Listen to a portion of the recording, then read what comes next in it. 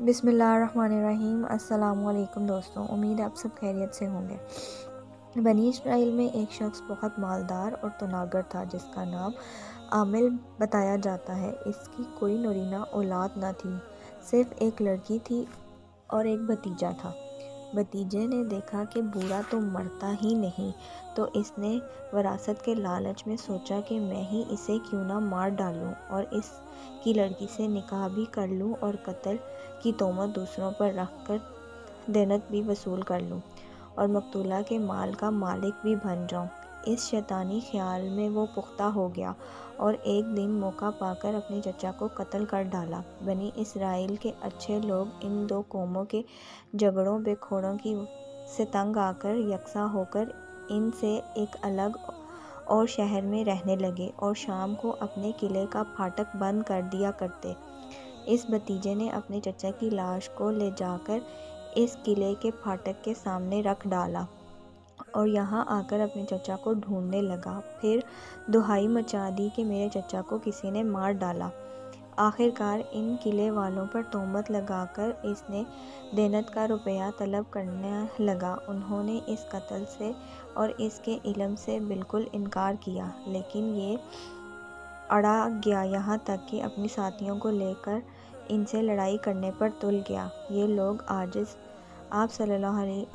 لوگ حضرت موسیٰ علیہ السلام کے پاس آئے اور واقعہ عرض کیا کہ یا نبی اللہ، یہ شخص خواہ مخواہ ہم پر ایک قتل کی تہمت لگا رہا ہے، حالانکہ ہم بری ہیں۔ حضرت موسیٰ علیہ السلام نے اللہ تعالیٰ سے دعا کی، وہاں سے وحی نازل ہوئی، ان سے کہو ایک گائے ذبح کریں۔ انہوں نے کہا، اے اللہ کے نبی، کہاں قتل کی تصدیق اور کہاں آپ گائے کے ذبح کا حکم دے رہے ہیں؟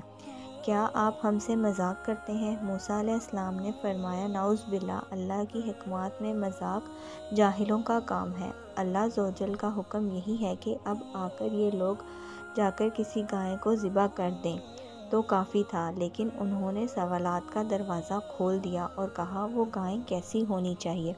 اس پر حکم ہوا کہ وہ نہ بوڑھی ہو نہ ہی کم عمر ہو، جوان عمری کی ہے۔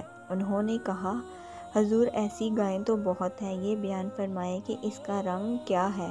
وحی اتری کہ اس کا رنگ بالکل صاف زرد مائل ہے، باہر دیکھنے والے کی آنکھ میں اتر جاتی ہے۔ پھر کہنے لگے، حضور ایسی گائیں بھی بہت سی ہیں، کوئی اور وسعت بیان فرمائیں۔ وحی نازل ہوئی کہ وہ کبھی حل میں نہیں جاتی، کھیتوں کو پانی نہیں پلاتی، ہر عیب سے پاک ہے، یکساں رنگ کی ہے، داغ و دبا نہیں۔ جوں جوں وہ سوالات بڑھاتے گئے، حکم میں سختی ہوتی گئی۔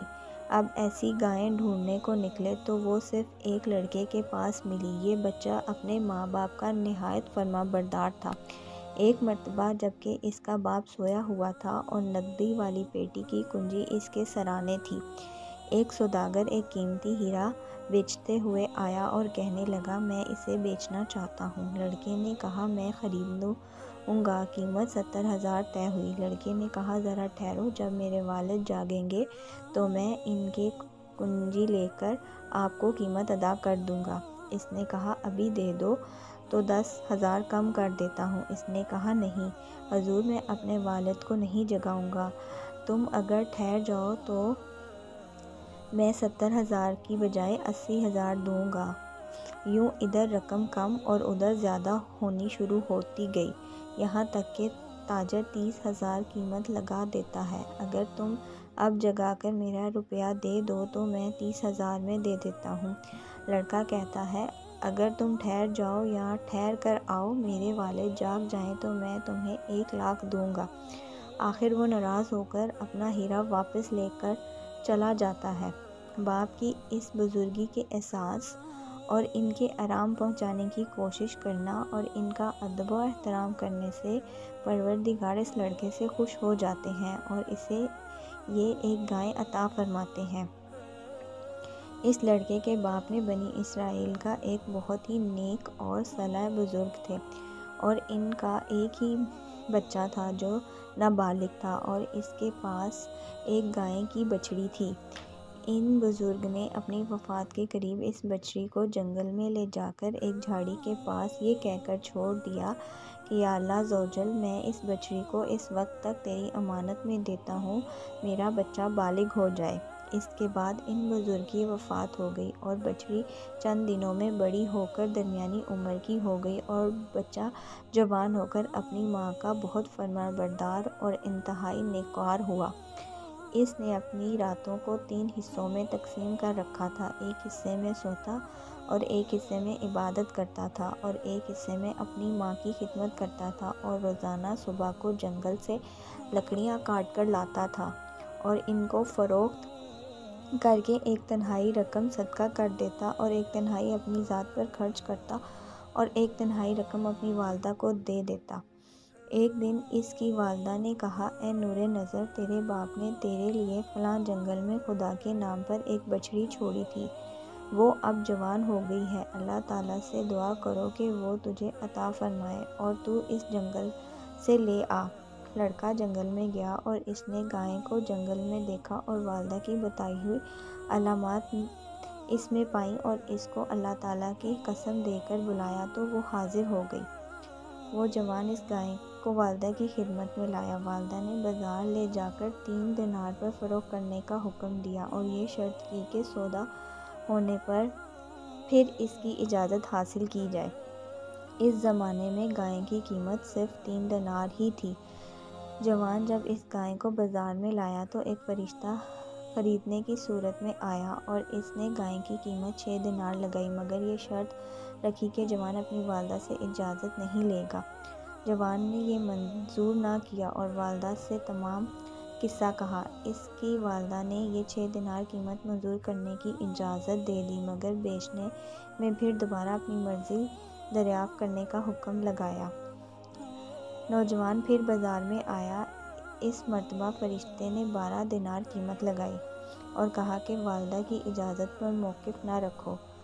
جوان نہ مانا اور والدہ کو اطلاع دی۔ وہ صاحب فرست عورت سمجھ گئی کہ یہ خریدار نہیں، کوئی فرشتہ ہے جو آزمائش کے لیے آتا ہے۔ بیٹے سے کہا کہ اب کی مرتبہ اس خریدار سے یہ کہنا کہ آپ ہمیں اس گائے کے فروخت کرنے کا حکم دیتے ہیں یا نہیں۔ لڑکے نے یہی کہا۔ فرشتے نے جواب دیا کہ اب اس کو رو کے رکھو، جب بنی اسرائیل خریدنے آئے تو اس کی قیمت یہ مقررہ کرنا، اس کی کھال میں سونا بھر دیا جائے۔ نوجوان گائے کو گھر لے آیا اور جب بنی اسرائیل تجسس کرتے ہوئے اس مکان پر پہنچے تو یہی قیمت طے کی اور حضرت موسیٰ علیہ السلام کی وعظت پر وہ گائے بنی اسرائیل کے سپرد کی۔ جب بنی اسرائیل اس قسم کی گائے ڈھونڈنے نکلتا ہے تو سوائے اس لڑکے کے اور کسی کے پاس نہیں پاتا۔ اس سے کہتے ہیں اس گائے کے بدلے 2 گائیں لے لو، یہ انکار کرتا ہے، پھر کہتے ہیں 3 لے لو، 4 لے لو، لیکن یہ راضی نہیں ہوتا، 10 تک کہتے ہیں مگر پھر بھی نہیں مانتا۔ یہ آ کر حضرت موسیٰ علیہ السلام سے شکایت کرتے ہیں کہ آپ فرماتے ہیں جو یہ مانگتا ہے اس کو دو اور راضی کر کے گائے خریدو۔ آخر گائے کے وزن کے برابر سونا دیا گیا۔ تب اس نے اپنی گائے بیچی۔ یہ برکت اللہ نے ماں باپ کی خدمت کی وجہ سے اسے عطا فرمائی، جبکہ یہ بہت محتاج تھا۔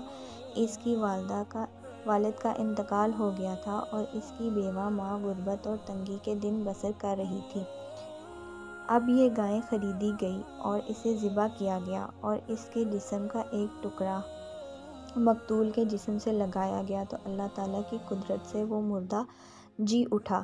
اس سے پوچھا گیا کہ تمہیں کس نے قتل کیا ہے؟ اس نے کہا میرے بھتیجے نے، اس لیے کہ وہ میری مال پر قبضہ کرنا چاہتا تھا اور میری لڑکی سے نکاح کرنا چاہتا تھا۔ بس اتنا کہہ کر وہ پھر مر گیا اور قاتل کا پتہ چل گیا اور بنی اسرائیل میں جو جنگ و جہاد ہونے والی تھی وہ رک گئی اور یہ فتنہ دب گیا۔ اس بھتیجے کو لوگوں نے پکڑ لیا، اس کی مکاری کھل گئی اور اس کے بدلے میں قتل کر ڈالا۔ یہ قصہ مختلف الفاظوں سے مبنی ہے۔